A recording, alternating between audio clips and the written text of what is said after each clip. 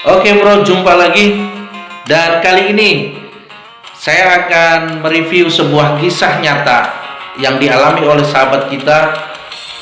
Dia menceritakan kisahnya dan dia request untuk dikisahkan di channel ini.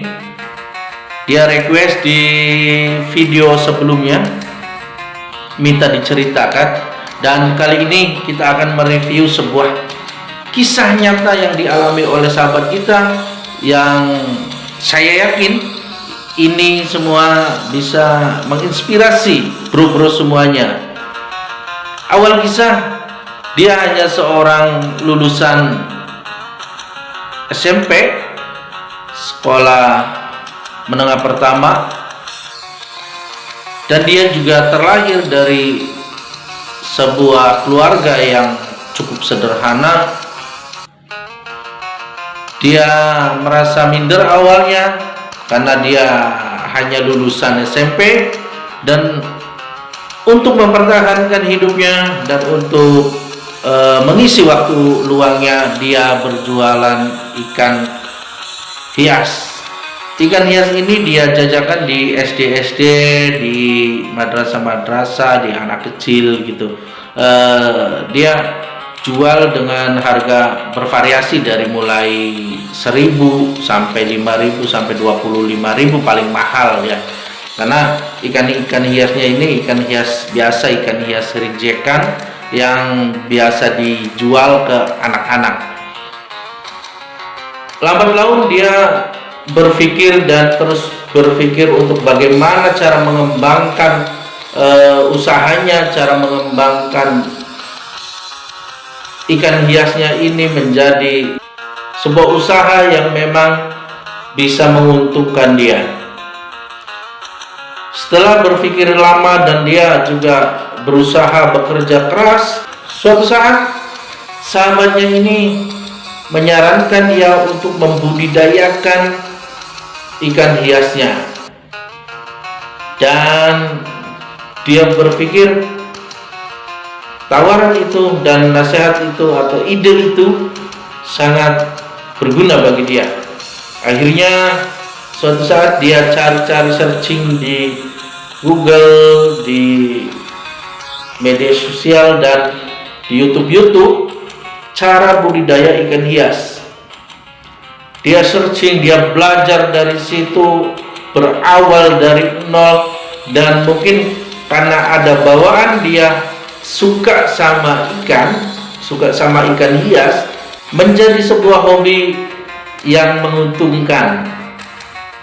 Dan dari awal itu dia terus belajar, dia terus bekerja keras membudidayakan ikan hias. Dan di situ ada beberapa jenis ikan hias yang dia budidayakan. Meskipun dia bekerja keras dengan membudidayakan ikan hias itu, tapi dia tetap menjajakan ikan hias itu di tempat-tempat yang biasanya dia jual. Dari hari ke hari dia terus belajar dan dia ingin memahami tentang ikan hias itu dan jenis-jenis ikan hias. Memang ada beberapa ikan hias yang dia beli dan dibudidayakan, dan dia juga belajar untuk tadi memahaminya secara pakan, bagaimana cara kehidupannya itu bagaimana, dan yang paling utama adalah menjaga kesehatan si ikan tersebut. Dia terus belajar sampai tidak kenal waktu. Dia sampai tidur di tempat ikan. Di tempat ikan itu, contohnya di suatu farm itu, dia tidurnya di situ sambil dia memahami tentang ikan hias. Lambat laun sahabat kita ini, karena penjualannya masih terbatas, karena pemasarannya ini kurang bagus, dia sempat frustasi. Sudah mengeluarkan modal, sudah mengeluarkan waktu, dia sempat frustasi karena pemasarannya ini kurang bagus, dan pada akhirnya dia jatuh dan sempat bangkrut.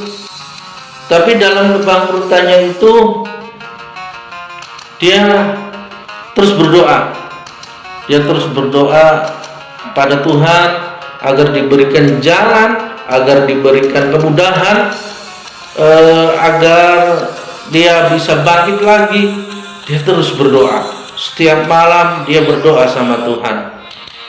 Nah, dan Tuhan pun menjawab semua doa-doanya. Di mana dia sudah terpuruk, di mana dia sudah jatuh, dan di mana dia sudah merasa lemah. Ketika itu ada sahabatnya yang baru pulang bekerja dari luar negeri, itu main ke rumahnya. Ketika itu sahabatnya ini memang dia orang yang sangat baik, sehingga menawarkan kerjasama. Dia tanam modal ke sahabatnya. Oke, kamu kasih modal ke saya, nanti kita bagi dua hasilnya. Karena saya sudah menyadari bahwa di farm kita ini, di budidaya kita ini kurang lengkap jenisnya. Dan ada beberapa jenis ikan yang memang itu ikannya bagus, ikannya indah, dan banyak orang yang sangat suka, dan harganya juga terjangkau. Dan pada waktu itu sahabatnya yang baru pulang bekerja di luar negeri itu sangat setuju dan siap bekerja sama dan mengasihkan modal ke si Mr. Jack, katakan ya. Mr. Jack ini dia sangat bahagia. Ya sudah, kalau memang demikian, mulai kapan kita tanda tangan kontraknya dan mulai kapan kita bekerja samanya. Dan kata sahabatnya yang baru pulang kerja dari luar negeri ini, mulai besok saya akan menanamkan modal ke kamu. Dan Mr. Jack sangat bahagia, dan Mr. Jack juga sangat gembira. Ternyata doa-doanya itu terjawab, dan mungkin inilah awal dari kesuksesan saya, katanya. Dan ketika kontrak kerjasama itu sudah disepakati bersama dan mereka bergerak, mereka terus bekerja keras, belajar untuk memahami, belajar untuk pemasaran ikan itu. Dia juga aktif di media sosial seperti Facebook, dan dia juga menjual ikannya di beberapa marketplace, sehingga dia juga dapat bergabung di grup-grup baik dalam negeri ataupun luar negeri untuk ikan hias. Dan dia posting juga ikan-ikannya, sehingga ada beberapa peminat dan membeli ikan hiasnya. Dia terus belajar, dia sabar, tekun, menjalani itu semua, dan dia juga terus memasarkan baik secara langsung ataupun secara online. Dan pada suatu hari ada orderan dari Singapura. Dia memesan ikan hiasnya sekitar 100 pasang ikan hias dengan harga yang tinggi. Nah, dari situlah awal kesuksesan, dan dia mendapatkan kepercayaan dari orang tersebut. Sehingga orang dari Singapura ini setiap kali dia memesan ikan hias, dia pesannya ke sahabat kita Jack ini. Terus bukan dari Singapura saja, lambat laun ada dari beberapa luar negeri ini yang memesan ikan hiasnya.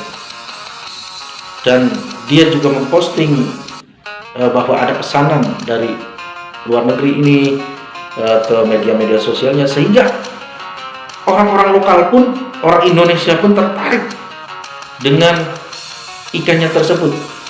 Dan ketika itu banyak pemesanan dari luar negeri dan dari dalam negeri juga, sehingga dia membutuhkan beberapa karyawan lagi untuk mengurusi budidayanya. Dan dia juga tidak pelit sama karyawan-karyawannya. Setiap hari lebaran, karyawan-karyawannya ini dikasih beberapa sembako, dikasih THR. Dan THR itu bukan hanya untuk karyawannya saja, THR-nya untuk keluarga karyawannya itu dikasih. Dan dia juga tidak putus terus berdoa. Dan yang paling dia ingat adalah dia tidak memutuskan untuk bersedekah. Dia terus bersedekah pada hari Jumat. Setelah Jumatan, dia itu ke masyarakat setempat dan memberikan beberapa sembako. Itu walaupun yang diberikannya itu beberapa orang dan sembakonya itu kecil nilainya, tapi yang penting niatnya. Itu yang dia tanamkan. Selain berdoa, dia pun tidak putus untuk bersedekah. Dan dari kisah ini kita bisa mengambil sebuah pengalaman, sebuah ilmunya, bahwa kegigihan, kesabaran, dan keyakinan itu bisa menjadi seseorang untuk sukses. Dan sahabat kita, Mr. Jack ini sekarang 2022 sudah menghasilkan omset per bulannya 30 juta. Bayangkan, dari awal dia hanya seorang anak lulusan SMP, tapi perjuangannya untuk mencari uang, perjuangannya untuk bertahan hidup, dia terus jalani dan semangat. Dan dia tidak putus untuk berdoa dan bersedekah. Saya yakin itu juga salah satu kunci dari kesuksesan. Oke, terima kasih. Semoga kita semua dapat terinspirasi dari kisah ini. Dan jika sahabat-sahabat di sana ingin kisahnya ini diceritakan di channel kami, silakan komen di bawah ini, komen di channel ini, dan kami akan menayangkannya. Oke, terima kasih.